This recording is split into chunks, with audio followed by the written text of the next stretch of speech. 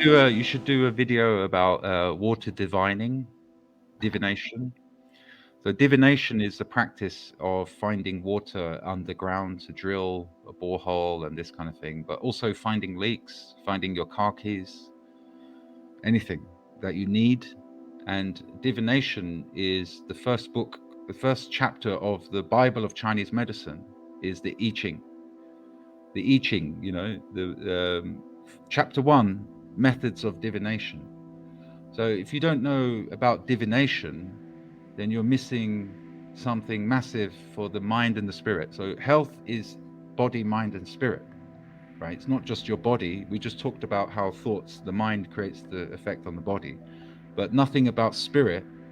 But spirit is all to do with divination, connecting your radio to the frequency of the big radio upstairs. That is what it is about. So people learn this spiritual practice through studying water underground.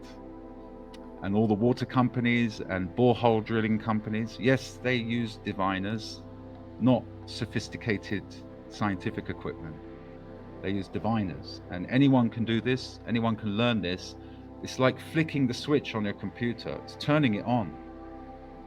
Before, the computer was off, here, somewhere in the brain, right side of the brain. It's not used until you do divination. And when you do divination, you can solve a lot of your life problems. And when you solve a lot of your life problems, you become happier. And when you're happier, you're healthier. So it is a route to health, to learn divination. And it will really, really change your life. This is why, again, it's another thing that is kept quiet. Okay? So yeah, deuterium depletion and water divining are two things that you should really look into, especially the water divining. From what you told me, like that would be interesting. And we teach people how to find the water and the techniques, and it's an art. It's not science. It's an art. But if you're Russian, you can go to university and do a degree in the water divining, which is a science degree. So the Russians are very serious about the divining. And the Germans, actually. It's important. It's interesting. And the Chinese have this strange Chinese way. In England, we have a strange English way. In Egypt, they have an egg in their hand. And the Bedouins finding water in the desert. They use an egg. In England, we use rods.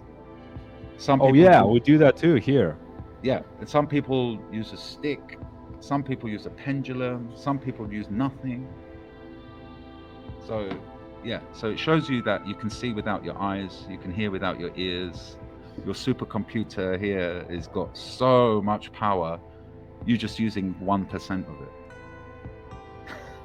Wasn't that an Einstein quote or something? Einstein learned divination.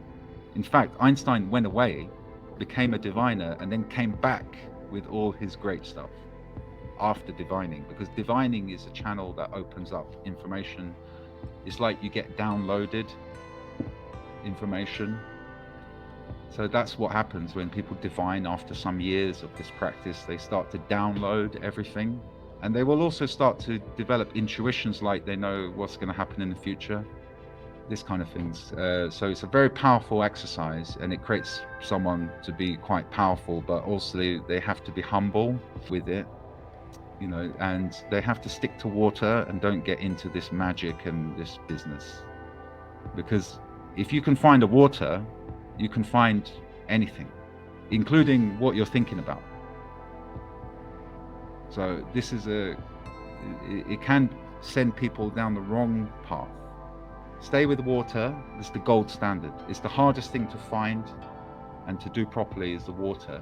So that practice will open up the channels that you don't know about this yet. I can tell. But when you do, it's like, wow, this is mind-blowing, fantastic, and it will open your mind up to realities and natural laws that you would never dreamed existed before.